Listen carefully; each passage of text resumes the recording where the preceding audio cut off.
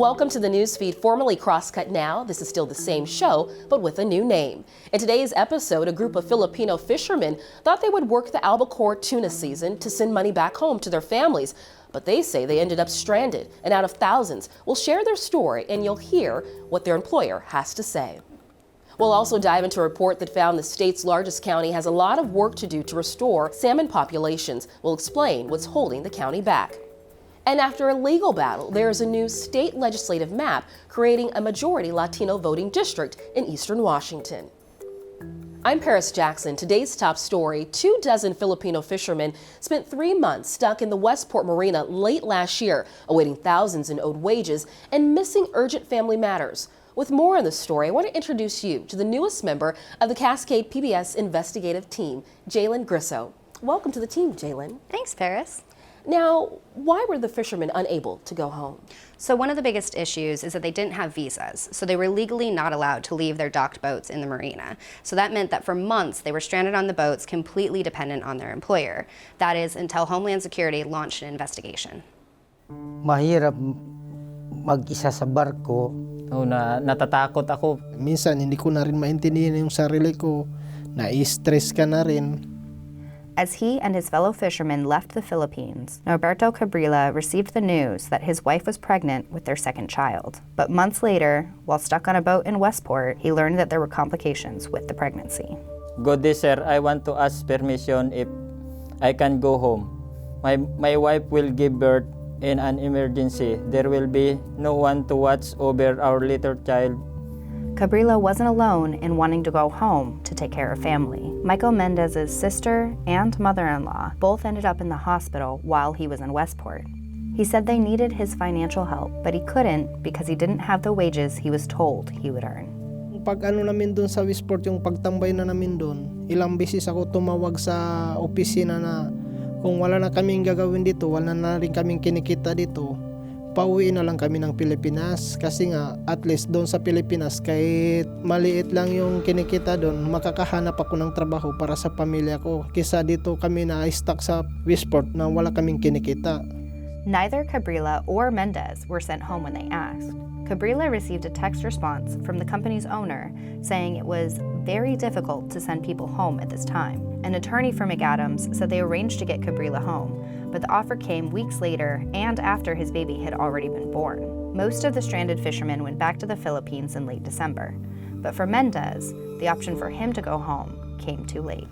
My mother namatay na po eh. So really the fundamental problem here is that if you're a fisherman and you stay on board your ship, you're not required to have a visa and you can just be trapped on board. It just blows my mind that this is allowed to happen. You have an employee who is trapped in his work environment and is physically not allowed to leave. Mahirap mag-isa sa barko na iisipin kung anong mangyari sa akin sa loob ng barko, walang malalaman kung ano ang mangyayari sa akin. Minsan hindi ko na rin maintindihan yung sarili ko, na-stress ka na rin. Minsan maisipan mo na rin na kung hindi ko magbaba ng punta sa ibang boat, kaso lang bawal din. It's like this childhood game. The floor is lava. If you touch the floor, you get a $5,000 fine. You're shipped back to your country without receiving all your full wages. Labor experts say that people are recruited with the promise of making more money abroad than they could at home. But the lack of visa leaves foreign workers dependent on their employer for travel and basic needs. In a 2021 report to Congress, a Department of Justice task force noted that foreign fishing workers are in a uniquely unprotected position.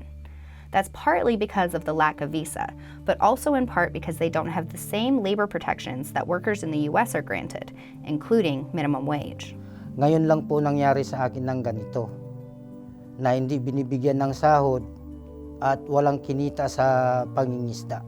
McAdams responded to the allegations with a press release on February 14th, saying it's difficult to be stuck on board between fishing seasons, but the crew members know that there will be times like these when they sign their annual contracts.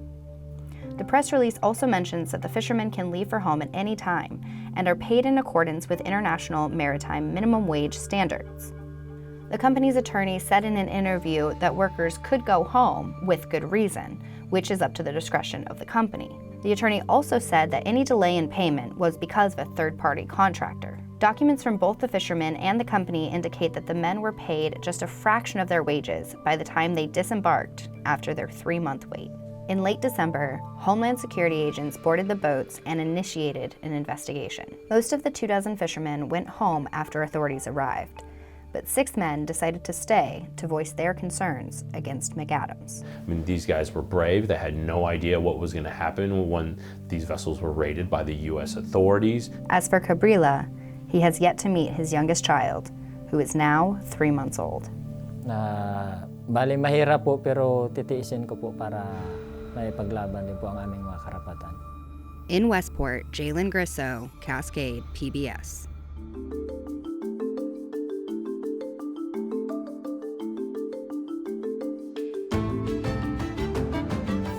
A King County program to restore fish populations is coming up short, a recent report found. We'll explain what barriers are standing in the way. An auditing body is calling out the state's largest county on its slow-moving efforts to restore salmon habitats, warning their work may not be enough. For decades, a decrease in Washington salmon populations has threatened orcas sacred to native communities and to marine ecosystems. When fish can't swim through barriers such as road culverts, they lose access to spawning sites critical for them to reproduce and complete their life cycle. In 2018, King County began its Fish Passage Restoration Program, aiming to remove them. A King County Auditor's Office March report says the county risks failing to meet its goals of opening the best habitat for salmon as fast as possible. It also says the county and the entire state risks violating treaties that protect tribal fishing rights. Auditors say that even if all county-owned barriers are removed, more investment will be needed for salmon populations to rebound.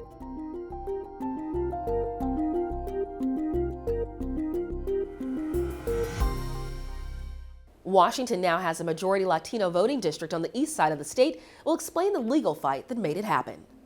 A new Washington legislative map creates a majority Latino voting district on the east side of the state. The change comes 3 years after the political redistricting process began, but just in time for the 2024 election. The decision of what to do with the map was left to U.S. District Court Judge Robert Lasnik, who ruled that the original map diluted voting power for Latinos in the region. In an unusual move, and despite objections from Republicans, the legislature did not reconvene the redistricting commission, leaving the court to oversee the process. In a court order, Lasnik instituted what's known as Remedial Map 3B, which unites Latino communities from East Yakima in Yakima County to Pasco in Franklin County.